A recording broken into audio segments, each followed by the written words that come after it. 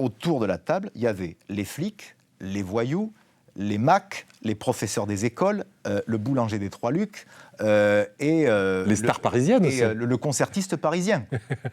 C'était une espèce d'ambiance foutraque absolument extraordinaire. Dans les années 80 et 90, le vivre ensemble, la diversité, avant que les politiques n'inventent tout ça pour diviser tout le monde, ça existait très bien tout seul.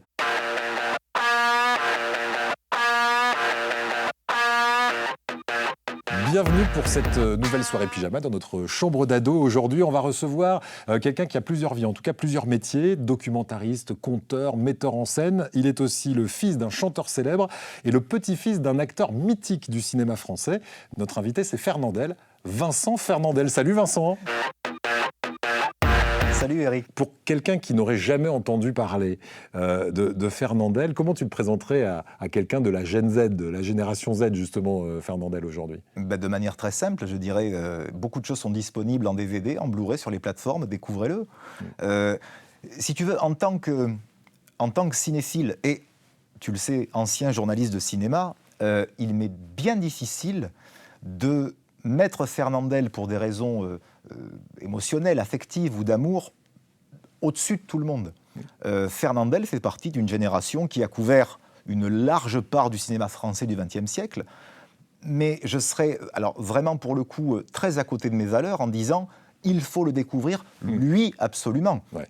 C'est toute une période à découvrir, voilà, dont Camillo, Fernandel faisait partie. Le Spoons, La Vache et le Prisonnier, enfin, il y a énormément de films. Combien de films au total pour Fernandel ? Il en a fait 148, ouais. Sans compter les courts-métrages. Et si on devait faire un parallèle, ce serait un Jean Dujardin aujourd'hui, il serait aussi bankable dans les années 50-60, c'était ça ? Alors ça dépend de quoi on parle. Si on parle de style de jeu, tu sais, ça c'est très français ça. D'essayer de faire des comparaisons pour l'actualiser, quoi. Nous sommes le pays de la comparaison. Ouais. C'est-à-dire que dès que quelque chose sort, au lieu de bien vouloir dire c'est innovant, ça n'existait pas avant, on se dépêche de le rapprocher à quelque chose qui existait déjà. Peut-être parce que ça rassure. Mais je prends Jean Dujardin, qu'en plus j'aime beaucoup et que j'ai eu la chance de croiser il y a très longtemps, qui est un très gentil garçon, et je crois qu'il l'est resté.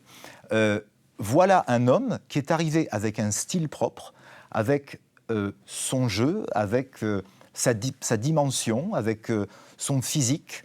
Et alors, on l'a comparé à Belmondo beaucoup, parce qu'il était un peu athlétique, il faisait des cascades. Enfin, c'est fou comme quoi, en France, il faut toujours montrer qu'on a une forme quand même d'unicité. Enfin, c'est pas du tout le bon mot. C'est fou comme en France, il faut montrer qu'on est unique à toute force, alors que par essence, on est unique. Ce que je voulais te dire, c'est que pour quelqu'un qui ne le connaîtrait pas, il faut qu'il s'imagine que c'est quelqu'un de cet ordre-là, qui était connu en France, mais aussi à l'international. Les films étaient traduits en japonais, dans l'Europe entière, évidemment, aux États-Unis. Fernandel, c'est quelqu'un qui, d'après le général de Gaulle, il l'a dit, ça... Oui. C'est le Français le plus connu, même avant moi. C'est-à-dire que le général de Gaulle disait lui-même que dans le monde, on connaissait plus Fernandel que lui à l'époque. C'est vrai. Mais après, c'était une époque où il y avait beaucoup moins de stars et peut-être un peu moins de vedettes. Aujourd'hui, tout le monde est plus ou moins star, vedette. Enfin, la sémantique de ces mots s'est un peu perdue finalement. À l'époque où mon grand-père tournait, il y avait le cinéma pour voir des films, des chaînes en noir et blanc, c'était l'ORTF. Soudainement, il y a eu la 1, la 2, et puis FR3 aussi est arrivé. C'était pas la même consommation de cinéma. C'était pas du tout la même manière d'aller au spectacle. Ouais. Avant, on voulait voir un film, il fallait s'habiller, sortir, en famille, entre amis, et on allait voir les films, sachant que certains films pouvaient rester pendant des décennies à l'affiche. C'est ça. Un film dans lequel Fernandel n'a pas joué, mais ça aurait été intéressant peut-être, qui s'appelle Emmanuel et qui a été réalisé par Juste Jacquin. Ce film a tenu une 20aine d'années à l'affiche. Il n'y a plus de films aujourd'hui qui ont le temps et la chance de rencontrer des publics sur plusieurs décennies. C'est pour ça qu'on crédite ton grand-père de 200 millions de spectateurs au cinéma, sur toute sa carrière. Ce qui est quand même énorme et ce qui dit quelque chose aux générations qui ne connaîtraient pas Fernandel. Allez voir, parce que c'est vraiment un phénomène, en fait, ce grand-père. Non, mais c'est surtout que... Alors, les 200 millions de spectateurs, c'est probable. Après les chiffres entre le cinéma, la télévision, je ne sais pas ce que ces chiffres induisent exactement comme source, mais c'est probable. Ça ressemblait à quoi sa vie du coup ? Il était pris en permanence, il enchaînait film sur film puisqu'il était bankable comme on dirait aujourd'hui. C'était quoi la vie de Fernandel ? C'était la vie de quelqu'un qui a commencé dans une famille extrêmement modeste. Qui a commencé la vie dans une famille très modeste, puisque son père était comptable, mais il était chanteur le soir, il était troupier, tourlourou. C'est de là que la passion du musical est née chez mon grand-père. Il avait une fratrie nombreuse, et lorsque son père, qui s'appelait Denis, a été mobilisé pour la Première Guerre mondiale, mon grand-père était jeune, mais il a fallu mettre les enfants au travail, car à l'époque, c'est comme ça que ça se passait. Et mon grand-père était quelqu'un qui, en fait, a appris la vie sur le tard, très peu dans les études, qu'il n'a pas faites. Ce qui est d'ailleurs tout à fait savoureux, c'est que mon grand-père écrivait et parlait un français absolument exquis. Impeccable, comme le tien d'ailleurs. Les lettres de mon grand... Je te remercie, mon cher Charest. Les lettres de mon grand-père, dont certaines qu'il écrivait à ma grand-mère, Henriette, alors qu'il lui faisait la cour, sont d'une richesse, d'une érudition et d'une poésie exceptionnelle. Et pourtant, comme lui avait dit Sacha Guitry, mais mon cher Fernandel, il dit « Vous n'avez pas fait d'études, mais regardez-moi, je n'ai même pas le certificat d'études. » Alors Guitry s'en enorgueillissait naturellement, puisqu'il était assez imbu de sa personne. Mais c'est vrai que mon grand-père, c'est quelqu'un de modeste qui s'est fait à la force du poignet et du travail, et qui a fini... C'est pas tant le fait qu'il ait fini vedette qui est important, je crois, ni même star. C'est que c'est quelqu'un qui, parti de rien, a réussi à se hisser au sommet de son art jusqu'au moment où il tournait jusqu'à 4 à 5 films par an. Donc il était absent de chez lui à peu près 10 mois par an. Et la famille, il avait à peu près 2 mois. Voilà. Et il a eu du mal à tenir une promesse qu'il avait faite à ta grand-mère, qui lui avait demandé de ne pas être célèbre à ce point, en tout cas. Très bien informé, mon cher Eric. Oui, quand mon grand-père a épousé ma grand-mère, il l'a épousée très jeune, parce qu'ils se sont connus, ils avaient 8 ans. Elle lui a dit... Comment ? Ils se sont connus, ils avaient 8 ans. Ils avaient 8 ans. Ah ouais. Des copains d'école En fait, au départ, mon grand-père était copain, parce qu'il avait rencontré ce jeune homme dans des petits boulots. C'était Jean Mance. Jean Mance, qui est devenu son parolier ensuite pour beaucoup de chansons, et qui était son futur beau-frère. Et c'est grâce à Jean Mance qu'il a rencontré Henriette Mance, qui allait devenir sa femme, à l'âge de 8 ans. Voilà. Bon, ils ne sont pas mariés à 8 ans. Non, on n'était pas dans l'Empire romain, on n'unissait pas les enfants, heureusement. Mais attention, ils se sont rencontrés à 8 ans, mais lorsqu'ils ont été en âge de se marier, mon grand-père, nonobstant le fait qu'il connaissait ma grand-mère depuis longtemps, a dû faire sa cour. Ah oui, bien sûr. À l'époque, ça ne rigolait pas. Et ça me fait penser d'ailleurs à ma mère, qui, lorsqu'elle a rencontré mon père, en tant que soissonnaise, catholique et fille de bonne famille, a fait la cour à mon père. Ah oui. Oui. C'est ta mère qui a fait la cour à ton Naturellement. Ah oui. Naturellement. Oui, ça se faisait dans ce sens-là. Mais bien sûr. Mais ma mère était très avant-gardiste. Tu sais, c'était une femme de tête. Et ça l'est toujours. Féministe. On va dire une chose, c'est que toi, tu es né en 1983. Ton grand-père est mort en 1971. Alors, on a l'impression que vous vous êtes rencontrés, mais en fait, non. Toi, tu es né bien après son décès. Et quand est-ce que tu le rencontres ? Quand est-ce que tu t'aperçois que tu es le petit-fils d'un acteur mythique, toi ? C'est quand la rencontre virtuelle ? Alors, tu vois, aussi bien le fait de porter un nom célèbre, pour moi, n'est ni une question, ni un traumatisme. Enfin, c'est un fait avec lequel je vis sans me questionner. Par contre, la rencontre avec mon grand-père, alors c'est pas un traumatisme que ça a créé, mais ça a ouvert en moi, petit enfant, une brèche de questionnement qui ne m'a jamais quitté. Je t'explique. J'ai 3 ou 4 ans, et un film de mon grand-père est diffusé à la télévision. C'était Le Grand Chef, d'Henri Verneuil. Voilà. Une comédie très savoureuse. Et mon père me met devant la télé et me dit « Tu vois, là, le monsieur, c'est ton grand-père. » Et je me suis dit, à cette époque, puisque mon père Franck avait sorti son plus gros tube, L'amour interdit, et qu'il faisait beaucoup de télé, qu'il passait beaucoup dans le poste, et je voyais papa dans le poste, le soir, papa y rentrait. Ouais, parce qu'il jouait dans des séries télé, ton papa. Aussi dans des dramatiques, comme on disait à l'époque, et beaucoup sur France 3 Marseille, d'ailleurs. Et je me suis dit, alors si mon grand-père est dans la télé, lui aussi, il va revenir le soir pour manger à la maison. Et il ne revenait pas. Et de ce moment-là, dans le cerveau, dans la perception enfantine que j'avais, ça a créé en moi une forme d'angoisse, d'incompréhension, en me disant pourquoi cet homme, qui est donc de ma famille, qui est de mon sang, que je vois vivre et parler, je ne peux pas le toucher. N'est plus une entité tangible. Et ça peut paraître anecdotique, mais toute ma vie durant, ça m'a donné un rapport à la mort, à la finitude, aux dimensions différentes de vie. Ça a des choses qu'on ne perçoit pas forcément dans la couche terrestre, mais qui pourtant existent.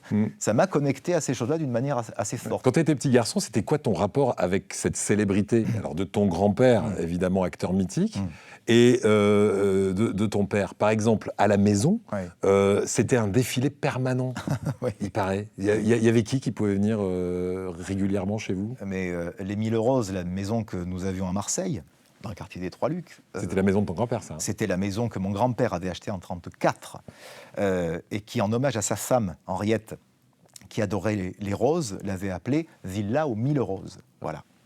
Et ensuite, mon père vivait dans cette maison, dans la petite bâtisse qui était proche de la rue, maison de maître, qui était la première maison du terrain, et mes tantes, Janine et Josette, pendant un moment, vivaient dans une grande bâtisse qui avait un côté un peu bunker, années 30, qui là était la maison de famille. Il y avait 2 bâtisses. Mais mon père était, lui, dans la petite bâtisse, au bord de la route, parce que c'était la maison de son enfance, avant que la grande ne soit construite. Mais cette maison, c'était l'auberge espagnole. C'est-à-dire que mon père n'avait pas beaucoup de copains dans le métier de star. Mon père adorait les musiciens, parce qu'il était musicien, il était pianiste, batteur, il avait un talent fou, il aurait dû être chef d'orchestre, mon père.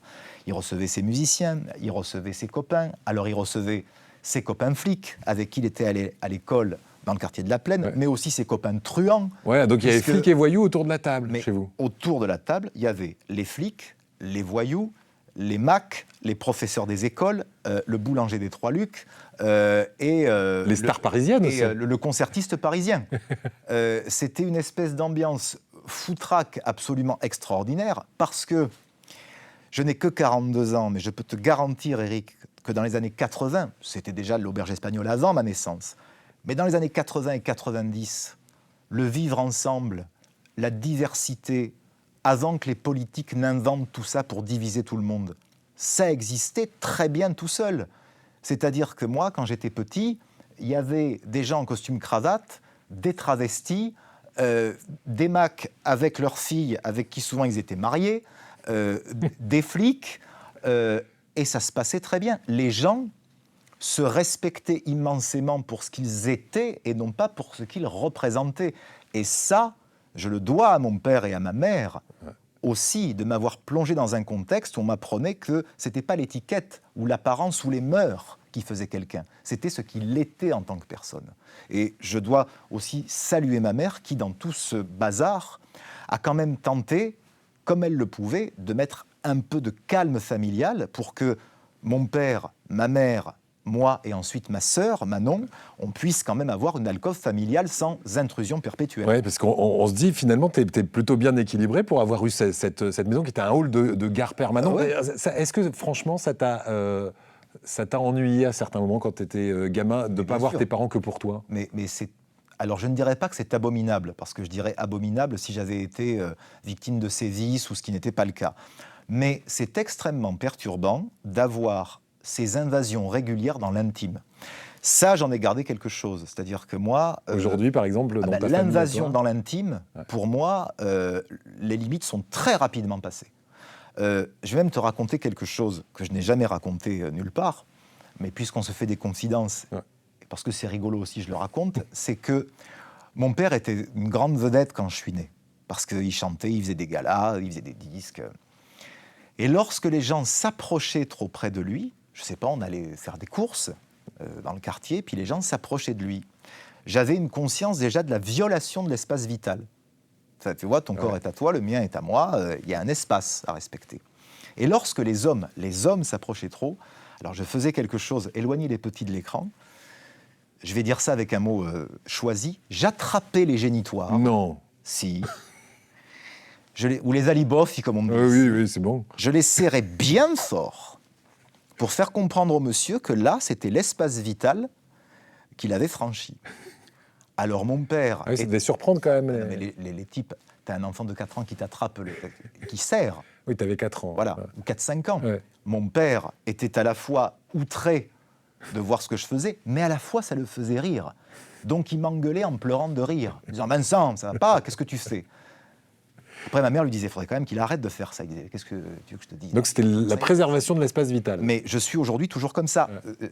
Je fais ça maintenant de manière symbolique, n'est-ce pas? Je n'agresse pas les gens. Ouais. Mais pour moi, il y a l'intime, la barrière. Moi, je suis d'ailleurs très sensible parce que j'ai toujours été, aujourd'hui, et ce débat est important, que ce soit pour les enfants ou pour les adultes, de dire il y a des limites. En fait. Toi, par exemple, tu étais en photo en Télé 7 jours à 4 ans, oui. Et dans tous les magazines à la mode de l'époque. Oui. Aujourd'hui, tu ne ferais pas ça du tout avec ta famille à toi? Ah, mais de toute manière, moi, le contrat... Si je te demande de parler de ta famille, tu vas pas, de ton cercle rapproché, tu vas pas m'en parler. Je ne t'en parlerai jamais. Ouais. Non pas parce que je ne te fais pas confiance, ou que je ne t'aime pas, ouais. C'est qu'il me semblerait extrêmement... indélicat, pour ne pas dire violent, que d'impliquer ceux qui me sont chers dans le métier public que je fais. Eux n'ont pas choisi ce métier. Moi, on va dire que je l'ai plus ou moins choisi, bon, mais ce n'est pas à moi de dire je vais vous parler de ma mère, de ma sœur, ou des gens qui m'entourent, ou de ma fiancée, ou de Dieu sait qui encore, ou même de mes amis proches. Ce que je veux dire par là, c'est que même ma sœur, je prends l'exemple de ma sœur, qui s'appelle Manon. Je cite ma sœur parce que je ne veux pas qu'on pense que je me tire la couverture et que je suis enfant unique. Un enfant unique. Ma sœur, je suis autorisé à dire deux choses, qu'elle vit à l'étranger et qu'elle est compétitrice sportive. Ma sœur, si elle a envie de parler d'elle, elle a toute la liberté de le faire. Or, elle ne veut pas. Je respecte. Ouais. Ma famille, mes amis, mes amours, c'est à moi. Ce n'est à personne d'autre. Et je ne veux surtout pas qu'un jour, on puisse se servir de ces gens-là comme des vitrines de tabloïds, de dire « regardez », jamais. Moi, je sais, quand on me parle de la famille, je sais exactement ce que je dis, et je sais surtout ce que je ne dis pas. Tu parlais de valeurs humaines et des gens qu'on voyait pour ce qu'ils étaient et pas ce qu'ils représentaient. On comprend bien ce que tu es. On va parler, parce que là on peut, puisque ce sont deux personnalités publiques, des rapports qu'avaient Fernandel et son fils Franck. Oui. Il y avait une valeur pour Fernandel, c'est la valeur de l'argent. Oui. Alors on imagine qu'il en avait beaucoup à l'époque, parce qu'il enchaînait les films, que c'était sans doute très bien payé. Il aurait pu en donner beaucoup à ton père, mais il ne le faisait pas. Non. Pourquoi ? Alors, il y a une histoire qui est merveilleuse, qui est digne d'un film. Je précise d'ailleurs, mon cher Eric, puisqu'on en est là, c'est que très souvent, on pense que je suis gestionnaire des droits des films et des chansons de mon grand-père. On peut se dire, tiens, ça rapporte l'image de Fernandel aujourd'hui, c'est une question... Non, mais je fais cette parenthèse, puisque tu parlais de l'argent et que moi je suis très à l'aise avec la question de l'argent. Je ne suis pas très français là-dessus, je parle argent très facilement. Les films et les chansons appartiennent aux producteurs, aux ayants droit des producteurs, aux auteurs, compositeurs et à leurs ayants droit.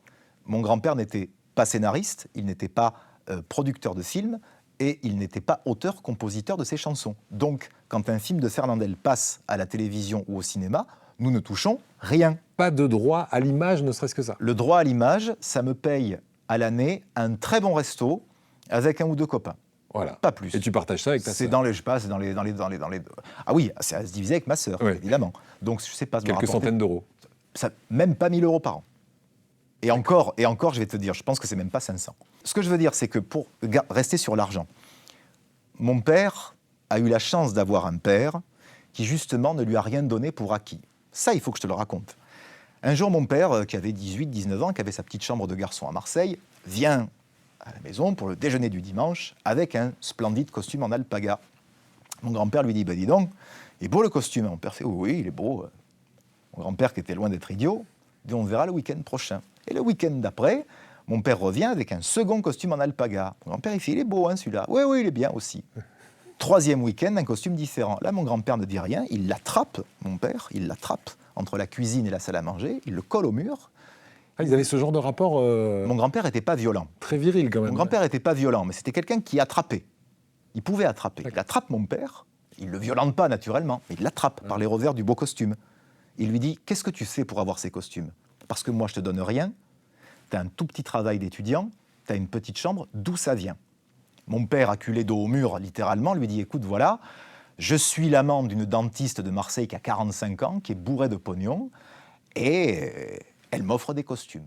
Et là, mon grand-père lâche mon père, et il dit, donc mon fils est devenu un gigolo, pire, un proxénète. Waouh. Et là, mon père qui me raconte ça me dit, là, je me démonte, ça, je deviens une flaque. Alors mon grand-père lui dit, ces costumes, tu vas les rendre. Cette femme, tu ne la vois plus. Et dès lundi, tu auras, alors à l'époque, 1 million de francs anciens sur un compte en banque pour toi. Mon père largue la dentiste, rend les costumes et va à la banque en disant bonjour, il y a un compte à mon nom. Et le monsieur de la banque lui dit, effectivement, monsieur Contandin, votre père a ouvert un compte, mais cet argent est bloqué. Mon père retourne voir mon grand-père et mon grand-père lui dit, ici, tu manges, tu dors, pour gagner de l'argent, c'est dehors. Et mon père, toute sa vie, a eu des beaux costumes, des belles voitures, il a mené une vie de prince, parce que les années 60, 70, c'était quelque chose, mais mon père a toujours gagné son propre argent. Ouais. Bosseur, voilà. Et jouisseur aussi. C'est-à-dire qu'il travaille énormément. Oh là là. Voilà. Et ça, c'était aussi la philosophie de ton grand-père, ou ton grand-père, il était essentiellement bosseur? Alors, mon grand-père, on disait... mais tu sais, on dit toujours ça des gens qui gagnent beaucoup d'argent. On dit toujours, à un moment donné, ils sont radins. Mon grand-père n'était pas radin. J'ai jamais dit ça, moi. Hein. Non, mais c'est des trucs qui courent. De gens qui, en plus, ne l'ont même pas connu et ne savent même pas qui il était. Mon grand-père, quand il gagnait de l'argent, il l'investissait. Ou alors, il le thésaurisait pour la famille. Mes tantes ne travaillaient pas. Elles avaient... en bon père de famille, parce qu'il venait aussi de ce milieu populaire où on se disait, on ne sait pas de quoi demain sera fait. Ils ont connu la guerre, ces gens-là. Hein. Ils sont nés dans un milieu modeste. Ils ont connu la privation, ils ont connu deux guerres. Derrière, oui, ils thésaurisent. Mon père, lui, ne volait d'argent à personne, c'était son travail. Par contre, moi je me rappelle, mon père qui disait, bon, je prends la voiture, je vais rue Paradis, il me manque une paire de chaussettes. Il revenait, il y avait 4 paires de chaussettes, 2 costumes, les souliers. Ma mère disait, mais Franck, il disait, oui, mais bon, j'y étais. Voilà. Alors, tant qu'à faire, bon... Voilà, ça évitera les allers-retours. Il était dispendieux, j'avais un père dispendieux. Mais il n'a jamais été dans le rouge. Ah si. Ah si. Si. Alors oui, ça c'est un problème. Oui, mais ce qu'il faut comprendre... ça vous mettait quand même dans le... mais non, parce que mon père, si tu veux, quand c'était dans le rouge... alors, ma mère aussi avait une famille qui avait beaucoup travaillé, donc parfois ça s'arrangeait entre les deux. Mais quand il n'y avait plus d'argent, mon père il disait, il faut refaire des galas. Alors il allait voir le banquier. Le banquier disait, monsieur Fernandel, tout de même, un peu gêné quand même, sur les bords. Il y a un trou. Il fait, mais monsieur, ça c'est mon métier. Là, je vais rentrer une série de galas, vous imaginez pas. Et là, on travaille sur le nouveau disque. Vous voulez pas l'écouter? Il faisait venir le banquier à la maison, il faisait écouter les maquettes. Il prenait bien l'apéritif et tout. C'était un autre temps. Aujourd'hui, les conseillers, ils changent tous les 2 mois, tu n'as même pas le temps de les rencontrer. Donc, c'était un autre temps. Voilà, un autre monde. Mais ça a 40 ans, ce que je te raconte. Donc, il avait des lignes de crédit, mais qu'il arrivait à rembourser quand ça rentrait. Oui, parce que... après, c'était des gens qui n'étaient pas anxieux. Mais moi, si tu veux, je ne suis pas dispendieux, je n'ai pas des goûts de luxe, les voitures, je m'en fiche, je suis piéton. J'ai beau être bien habillé, je fais très attention. Parce que voilà, moi je suis d'une époque aussi où il faut faire attention, où je ne vis pas sur le dos de ma famille et de sa renommée, et que je me dis que quand ça marche bien, je me dis Vincent c'est bien, tu gagnes du pognon. Quand ça marche pas, je me dis Vincent, c'est que tu as dû, ou c'est la conjecture, ou tu as dû quelque part faire un truc qu'il fallait pas, ou peut-être qu'il faut que tu te réveilles. Enfin, si tu veux, pour moi être un homme avec un grand H, c'est être responsable. Voilà. Et du coup, tu enchaînes les boulots toi-même, puisque tu en as énormément. Je disais tout à l'heure, tu es metteur en scène, tu es chroniqueur, cinéma, tu fais beaucoup de choses. Je ne le suis plus, je l'ai été, mais je ne le suis plus. Tu es un peu hyperactif ou c'est la peur de l'ennui, ça? Je suis très anxieux et curieux à la fois. En fait, ce qui est le cocktail de l'anxiété et de la curiosité, c'est assez formidable. Même si l'anxiété, c'est un poison violent, pour toi, pour les gens qui t'aiment, pour les gens qui vivent avec toi. Le cortisol. C'est affreux, ouais. Mais l'anxiété, la curiosité, l'anxiété, c'est il faut travailler. Il faut rentrer des sous. Il faut pouvoir vivre. Pas pour aller aux Seychelles, aux Bahamas et dans les clubs. Non, il faut gagner des sous, parce qu'on ne sait pas de quoi demain sera fait. Et on est dans une époque... entre mon enfance et aujourd'hui, tout a changé, tout est incertain, etc. Il faut gagner des sous, il faut travailler, quoi. Et puis quand on a la santé, il faut y aller. Sinon aussi, on s'ennuie, naturellement. Et puis, moi, j'ai la chance de faire un métier où on gagne des sous avec passion. On s'amuse. Avec quelque chose qu'on aime faire. Bon, la curiosité, je trouve ça génial, parce que moi, quand je fais quelque chose, la plupart du temps, je ne connais pas forcément le sujet. là, j'ai commencé à lire du Paul Claudel en lecture publique avec un organiste, Le Chemin de Croix. J'avais lu un peu de Claudel quand j'ai fait du théâtre, mais je ne connaissais pas très bien. D'un coup, je me dis, c'est formidable. Je suis payé pour lire du Paul Claudel, donc découvrir l'auteur, en me faisant plaisir. Curiosité. Quand j'étais journaliste de cinéma, que je dois à une très grande dame qui a travaillé avec Bertrand Tavernier, qui s'appelle Emmanuelle Sterpin, qui m'a dit « tu devrais être journaliste de cinéma ».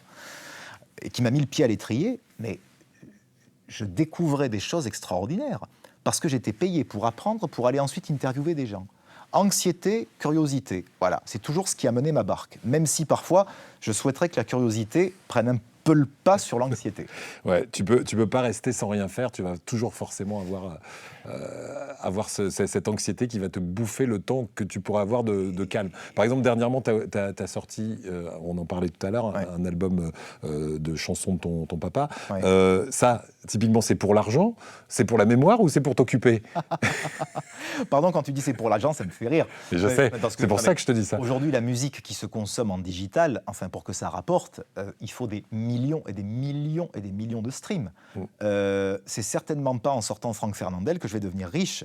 Même sur toutes les plateformes, hein, parce qu'elle est sur toutes les plateformes de téléchargement. Non, mais avant, tu vendais 300 000, 500 000 disques faciles, tout le monde prenait de l'argent. Aujourd'hui, restaurer un film, remasteriser une chanson, mais derrière, il faut faire des scores incroyables. Non, c'est pour de la mémoire, parce que je pouvais le faire, et que si je ne suis pas propriétaire de l'œuvre de mon grand-père, je suis quand même propriétaire de 40 titres de Franck Fernandel. Donc là, il y a un petit peu des droits d'auteur qui peuvent tomber, mais naturellement, on a compris, ça tombe extrêmement modeste. Ce que je veux dire par là, c'est que ça, c'est pas pour l'argent que tu le fais. Tu le fais parce que déjà, moi, être producteur, ça m'a amusé, parce que c'était un métier que je ne connaissais pas. Donc, producteur musical, c'est divertissant. Puis, il faut faire des enquêtes, il faut remonter les droits, retrouver les bandes. Pour un obsessionnel, oui, c'est bonheur. Tu ronges ton frein avec un truc concret, c'est merveilleux. Bon. Mais il y a aussi le fait que, si tu veux, je ne me laisse pas tranquille, non, parce que dans les métiers, le métier qui est le mien, qui aujourd'hui est compteur à 90% du temps, là, par exemple, j'arrive sur un mois où il y a beaucoup de dates. Ah, je me dis, ça, c'est formidable. Et puis, spectacle autour de Pagnol, hein, notamment. Autour de Pagnol, autour de Claudel, autour d'Alphonse Daudet aussi, l'aide de mon moulin, enfin, je fais plein de choses. Mais notamment Pagnol, avec Variation d'amour, où je suis en duo avec un très grand pianiste concertiste qui s'appelle Franck Siop. Mais quand il y a beaucoup de dates, tu te dis, ah, c'est génial, je ne vais pas arrêter. Et tu n'arrêtes pas. Et quand tu n'arrêtes pas, tu te dis, oh, je suis fatigué maintenant, il faut me laisser tranquille. Sauf que quand tu es tranquille, tu as peur, parce que tu te dis, ouh là là, les 2 mois qui viennent sont un peu creux. Sauf que j'essaye de me discipliner en me disant, quand tu ne fais rien, fais quelque chose pour toi, continue à lire, à te cultiver, à regarder des films, à être curieux.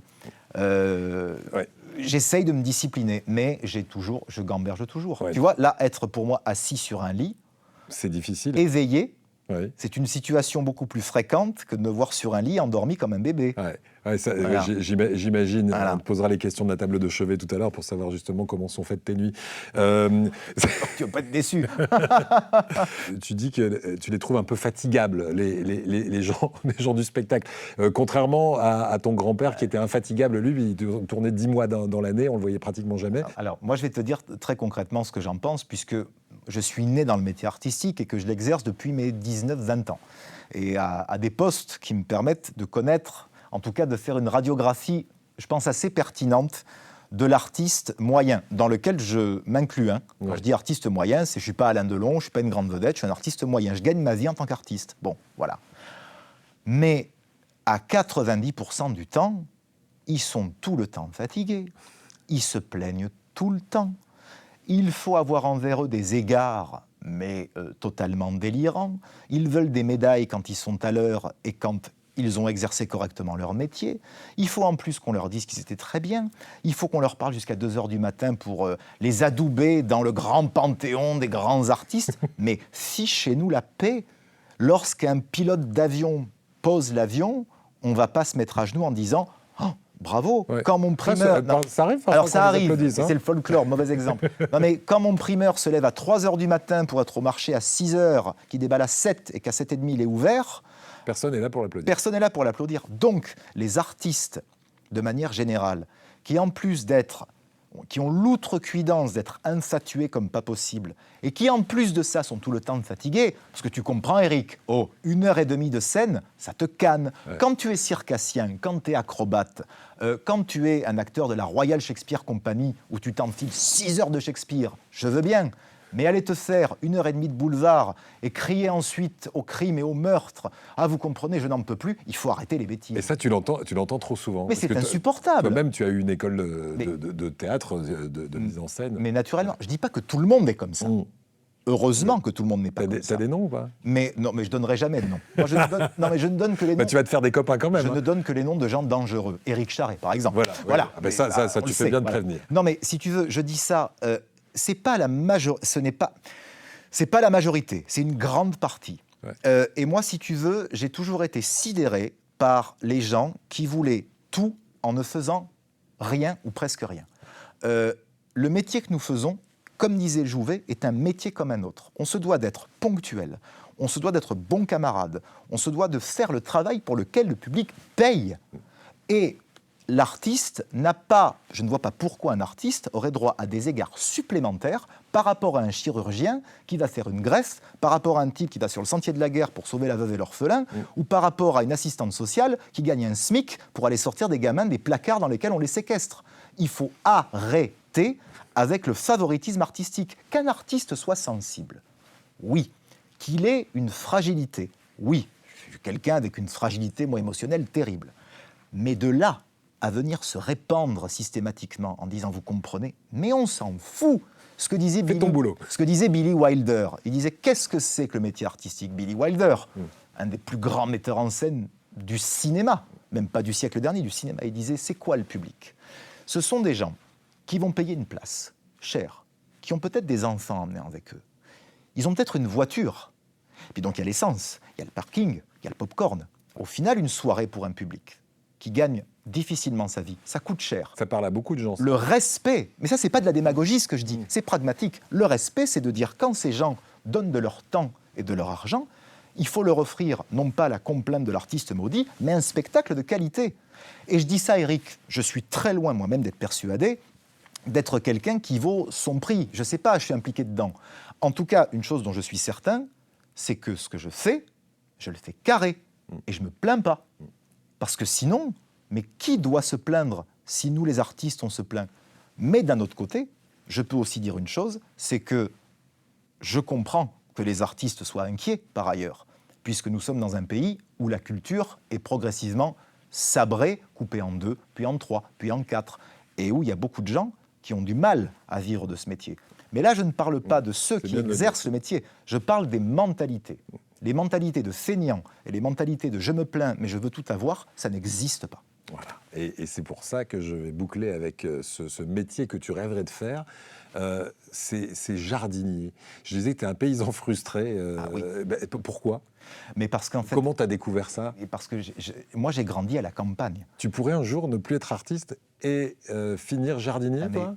Éric, pour moi, le métier que j'exerce n'est pas un métier sérieux, n'est pas un métier, même si je le fais avec beaucoup de sérieux, peut-être même un peu trop, ce n'est pas un métier fondamentalement utile et ce n'est pas un métier surtout qui est l'essentiel pour moi. J'adore mon métier, mais j'adore aussi un tas de choses.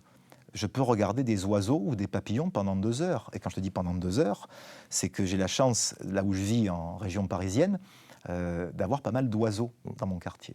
C'est un contemplatif. Lorsque les oiseaux reviennent, et là ça va bientôt être le cas, là, vers l'automne-hiver, j'observe les oiseaux. C'est-à-dire que là, je peux te dire une chose, c'est-à-dire que le comportement des oiseaux de mon quartier, donc des différentes races d'oiseaux, je peux te faire un listing de qui est le chef, qui n'est pas le chef, qui est solitaire, la préséance pour manger, enfin la rencontre des espèces. J'observe et puis je lis aussi derrière, tu vois, parce que ça m'intéresse. Mais ça, toi, l'anxieux, mais c'est la beauté de la vie. Ouais, l'anxieux, tu arrives à prendre du temps comme ça pour observer, pour contempler ? Mais oui, parce que ça, c'est de la beauté.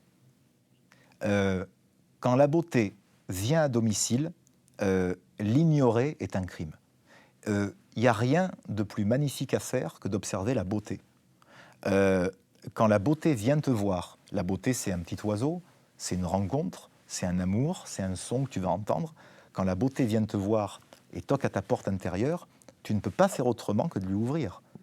C'est pas quelque chose que tu provoques, c'est le monde qui d'un coup te dit un petit cadeau. Ce cadeau, faut le prendre. Mais évidemment que la nature est quelque chose avec laquelle j'ai été en connexion dès l'enfance.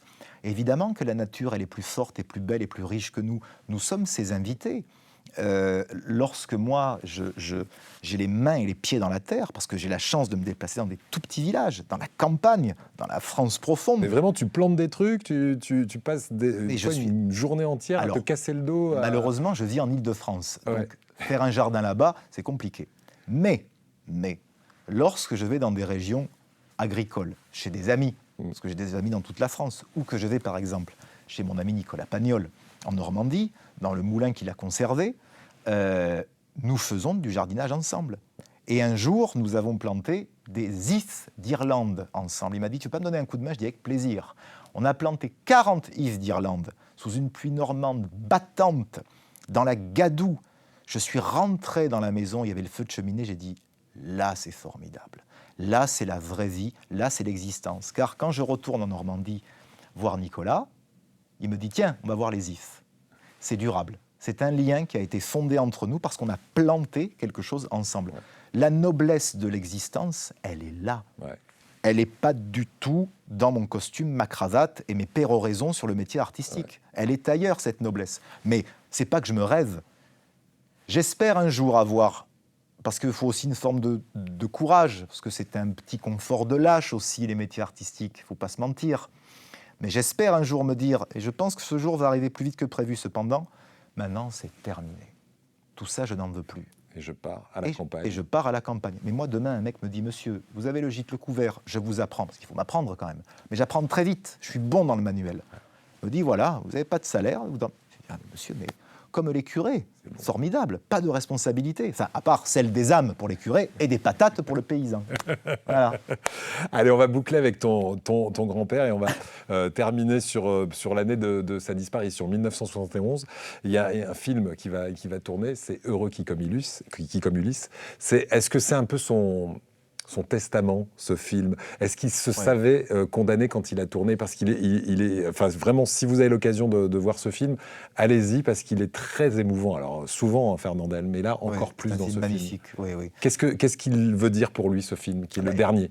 Heureux qui comme Ulysse a été le dernier film qui est sorti avec Fernandel, mais pas le dernier qu'il ait tourné. Le dernier qu'il ait tourné, c'était Don Camillo et ses contestataires, donc le 6e qu'il n'a pas pu finir parce qu'il était malade. Voilà, et donc il est mort. A été interrompu, oui. Mais Heureux qui comme Ulysse est un film que mon grand-père a accepté avec bonheur et avec joie parce que dans les années 60, il faut bien voir un truc, c'est que le cinéma change et que certains acteurs de l'ancienne garde sont beaucoup moins demandés, notamment par les jeunes générations de metteurs en scène, mais aussi parce que le cinéma, qu'on disait cinéma à papa, le cinéma de studio change. Donc Fernandel a une décennie années 50 exceptionnelle dans le cinéma. Et les années 60, il y a un vrai ralentissement. À la fois, c'est normal, il a déjà fait peut-être 130 films. Et d'un coup, il y a Heureux qui comme Ulysse, proposé par Henri Colpi, qui était un documentariste, cinéaste, qui avait fait notamment Une si longue absence, n'est-ce pas, avec George Wilson et Ali Dazali, et qui propose à mon grand-père le sujet de ce commis d'écurie qui doit amener un cheval qui est malade, Ulysse, à la mort. Et mon grand-père a été séduit immédiatement parce que c'était un film, non pas qu'il voyait comme testamentaire, parce qu'il n'était pas malade à ce moment-là, mais en tout cas qu'il voyait comme une parenthèse tout à fait singulière dans sa filmographie et surtout d'avoir pour partenaire un cheval et les paysages de Camargue que Colpi filmait magnifiquement bien. Ce film c'est de la poésie filmique, quoi. Et il a une densité, une profondeur. Enfin, moi, c'est un film que je ne peux pas voir et revoir parce qu'il me fait pleurer. Voilà. Tu pleures souvent? Oh là là, beaucoup trop souvent. Très bon public. Ah oui, je suis une pleureuse, moi. Je suis une vraie sicilienne, tu sais. Sauf que les pleureuses siciliennes, on les payait, tu sais, pour venir pleurer aux enterrements parfois. C'était un métier. Oui. Sauf que moi, je pleure gratuit. Oui, tu vois. Ah oui. Voilà, écoute, on est deux. On va te poser cette question qui a peut-être t'agacer, je ne sais pas. Est-ce que tu crois que ton grand-père, le nom de ton grand-père, est éternel? Est-ce que Fernandel, on s'en souviendra dans 100 ans, dans 200 ans, dans 300 ans? Écoute, si tu me cites quelque chose... Sachant qu'aujourd'hui, il y a déjà des générations qui l'ont oublié. Oui. Si tu me cites une chose ou une personne dont tu es absolument persuadé qu'elle sera éternelle, qu'elle sera éternelle, je vais faire une phrase française, parce que là, je viens de faire une phrase pas française. Si tu arrives, mon cher Eric, à me citer quelqu'un ou quelque chose qui, aujourd'hui, passera la barrière de l'éternité pour toujours, alors mettons Fernandel dans le pack. Mais l'éternité, c'est une bêtise. Tu y contribues, toi. Tu essaies d'apporter ta pierre à l'édifice. Pas comme vous y allez, mon cher. Ah si, pour cultiver la mémoire de ton grand-père. Mais je la cultive. Aujourd'hui, il n'y a que Vincent, là, non ? Parce que je viens dans les médias, parce qu'on me voit, on se dit, il perpétue la mémoire de son père et de son grand-père. J'en parle, ils sont avec moi, j'en ai pas honte, je les aime. C'est aussi grâce à eux que je suis là. Évidemment que je les aime et que je les révère, mais avec beaucoup de mesure. Mon métier n'est pas de parler d'eux ou de les représenter, sauf que je les porte en moi, donc par réfraction. Ils continuent un peu grâce à moi. Mais l'immortalité ou l'éternité, c'est un combat perdu d'avance. Si Fernandel doit rester, eh bien, il restera. S'il disparaît, il disparaîtra, sachant que le cinéma est un art encore jeune. On peut aujourd'hui voir que, par exemple, Molière ou Racine, moi j'adore le XVIIe en littérature française, ils sont restés. Mais à l'époque, il y avait plein de Molière, plein de Racine, peut-être plein de La Fontaine. Mais de cette époque, c'est eux qui sont restés. Ouais. La manière dont on reste dans le temps dépend de beaucoup trop de facteurs pour qu'on puisse, nous, à notre petite échelle de grain de sable d'être humain, se dire « moi, je vais assurer l'éternité d'un tel ». Et puis entre nous soit dit, si l'éternité était possible, je préférerais me l'assurer pour moi. Non mais pour voir ce qui se passera dans le futur. Tu sais ce que disait Pagnol ? Honteusement perso. Dans les années je suis un égoïste, je suis un artiste, c'est normal. Pagnol disait dans les années 60, j'aime beaucoup cette phrase, on lui disait « Qui aimeriez-vous être, monsieur Pagnol ?» Et il disait « N'importe qui en l'an 2000 ». Ah ben voilà. Eh oui. Bon, il aurait été déçu, peu cher sans doute, sur beaucoup de choses. Mais enfin, je veux dire, mais l'éternité, c'est un combat perdu. Et puis moi, je ne suis pas un guerroyeur ou quelqu'un qui est totalement outré en disant « Et vous ne connaissez pas Fernandel ?» Mais moi, il y a des tas de choses que je ne connais pas non plus. C'est vrai. C'est la vie, ça. Ouais. Il y a ce qui passe, il y a ce qui vient, il y a ce qui revient. Ça va, ça vient, ça passe dans tous les coins. C'est la chanson de qui, ça, déjà ça? C'est Elie Medeiros, non? C'est Liane Folly qui chante ça. Ça va, ça vient. Liane Folly. Ça va, ça vient. Ben voilà. Ouais. Ben, comme disait Liane Folly, ça va, ça vient, ça va dans tous les coins, il faut accepter. L'interview de la table de chevet. Oui. Première question, je vais te demander, sur ta table de chevet, roman ou biographie? Alors là, c'est un roman et un essai autobiographique. Ok. Podcast ou film avant de se coucher? Ah, film. Ouais. Film et série. Le film de ton grand-père que tu pourrais regarder en boucle? Ah. Le fruit défendu, d'Henri Verneuil. Au réveil, tu serais plutôt grognon comme Don Camillo ou blagueur comme Fernandel? Je suis trop soupolé pour donner une réponse définitive. Ah, c'est-à-dire il y a des matins avec et des matins sans. Ouais. Matin ours ricoré. Nicolas Pagnol le dit, il est soupolé. J'aime pas quand Nicolas Pagnol dit ça, ce qui prouve bien que je suis soupolé. Tu es du genre... Alors, on va parler de ta qualité de sommeil, on en dit un mot tout à l'heure. Sujet qui passionne la France, n'est-ce pas? Voilà. Couche tard ou lève tôt d'abord? Je suis tout aussi bien couche très tard que lève très tôt. Moi, c'est la sieste. Alors, la sieste.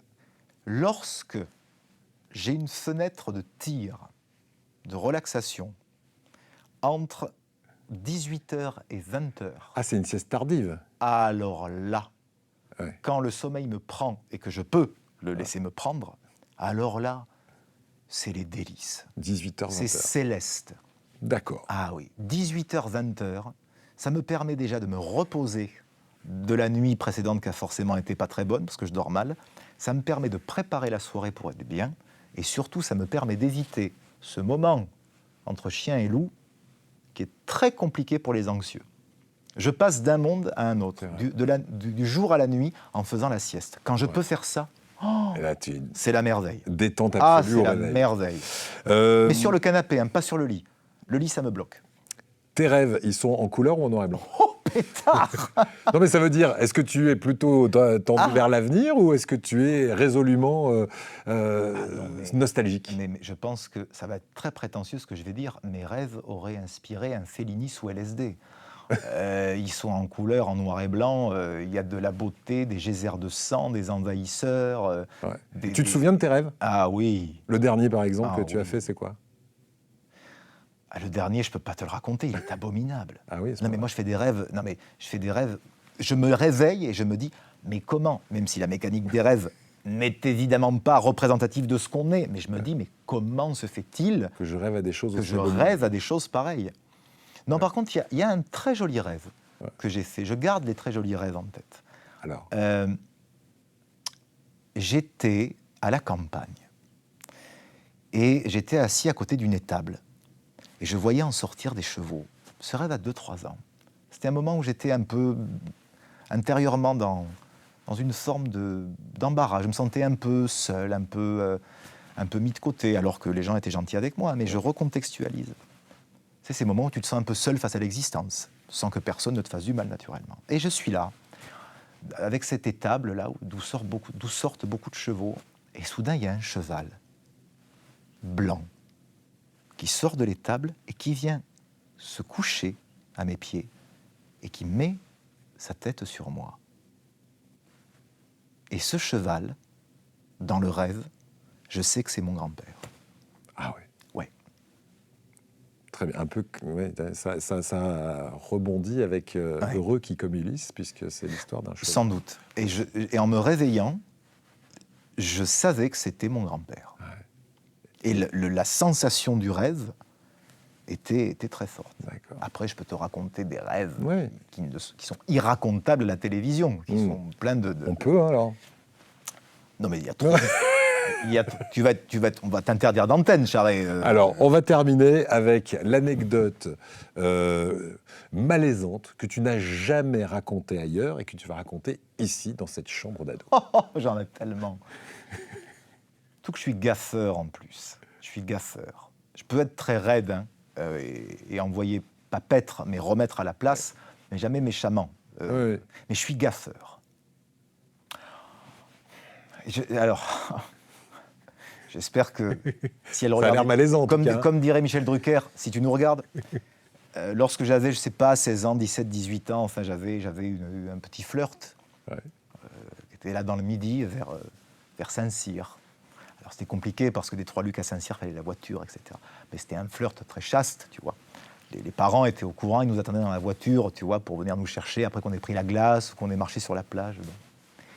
Et un jour, je suis là avec ma petite amie, c'est un bien grand mot, avec mon petit flirt, quoi. En attendant que sa mère vienne la chercher et que moi, mon père vienne me chercher. Et puis d'un coup, on était seuls sur la plage, un peu hors saison. Et il y a un type, au bout de la plage, qui arrive et qui s'approche. Et le type, en s'approchant, je vois qu'il nous regarde. Il avait une tronche. Il était vilain comme une valise, quoi, tu vois. Et je dis à ma petite amie, pour lui la faire rire, j'ai dit, tu as vu comme il est vilain, lui? J'espère qu'il ne va pas nous manger en plus. Et elle me dit, c'est mon père. Ça, c'est réel? Moi, j'étais habitué à ce que sa mère vienne la récupérer et qui me disait, Vincent, vous êtes un si gentil garçon, etc. Et là, n'étant pas au courant, j'ai vu arriver Quasimodo, elle était jolie comme un cœur, elle m'a dit, c'est mon père. Et c'était pas une blague? Et c'était pas une blague. Et du coup, tu as eu de bons rapports avec ton beau-père de l'époque? C'est un bien grand mot. Il est arrivé, je dis bonjour monsieur, etc. Elle m'a fait même pas l'amitié, mais elle a eu le tact de ne rien dire devant moi en tout cas. Mais après, bon, j'avais un peu honte quand même. Donc c'est pour ça que je fais, moi qui suis quand même, je suis anxieux, mais je suis très blagueur. Oui. Ah oui. Très blagueur. Je fais maintenant très attention. Parce qu'il y a des moments, à un moment donné, j'aimais bien raconter Ah, s'il y a un truc que je fais, ça, je ne devrais pas le dire. Et on finit là-dessus. Oui, un jour, j'étais en dédicace, je ne dirais pas l'endroit. J'étais en dédicace en plein été, dans un grand salon du livre dans le Midi, et puis j'étais évidemment en plein mois de juillet avec la cravate, le costume, je ne peux rien y faire. Et il y a une dame qui vient me voir, elle me dit « C'est vous l'élu de la culture ?» Je dis « Bien sûr, madame ». Et elle m'a dit alors, quand même, ce qui se passe dans cette ville. Elle m'a parlé pendant 5 minutes. Et je disais, oui, évidemment. À la fin, je lui ai dit, madame, grâce à des gens comme vous, on peut avancer. N'oubliez pas de voter pour nous aux prochaines élections. Elle m'a dit, je n'y manquerai pas, monsieur. Et Nicolas Pagnol me dit, mais tu étais où? J'ai dit, je discutais. J'étais en campagne. Je me suis fait passer pour un élu pendant 5 minutes, parce que ça m'amusait. avec cette pauvre dame qui a cru que c'était moi. Mais moi, je me dis, c'est ça la vie. On croit que vous êtes un personnage. Allons jusqu'au bout. Allons jusqu'au bout, amusons-nous. Et ça, je le fais de temps en temps, ça m'amuse. Merci en tout cas, Vincent, de nous avoir raconté ta vie et puis ta famille aussi. Et je pense que de là-haut, ils sont fiers de toi, papa et grand-père Fernandel. Je ne sais pas, je le saurai quand on se retrouvera. Voilà, et je sais que d'ores et déjà, tu es connecté avec eux, parce que ça aussi, tu nous l'as dit. Oui. Merci beaucoup. On te retrouve en tournée avec les contes, et notamment les contes de Marcel Pagnol et d'autres grands auteurs un peu partout en France. Et nous, on se retrouve pour Confidence dans quelques jours sur France TV et sur YouTube. Merci beaucoup. Mais Eric, merci à toi. Et je trouve qu'au fur et à mesure de l'émission, je ne sais pas si c'est le doudou qui commence à te ressembler ou toi qui commences à ressembler au doudou. Oh là là, à creuser dans les prochaines émissions. À creuser, mais en tout cas, c'est pour ça, soyez fidèles au rendez-vous. Ouais, non, mais je le prends comme un compliment parce que je le trouve trop choupi, lui. Oui, vous êtes choupis tous les deux. On est choupis, c'est le mot. Merci Vincent. Merci à toi, Eric. Merci beaucoup.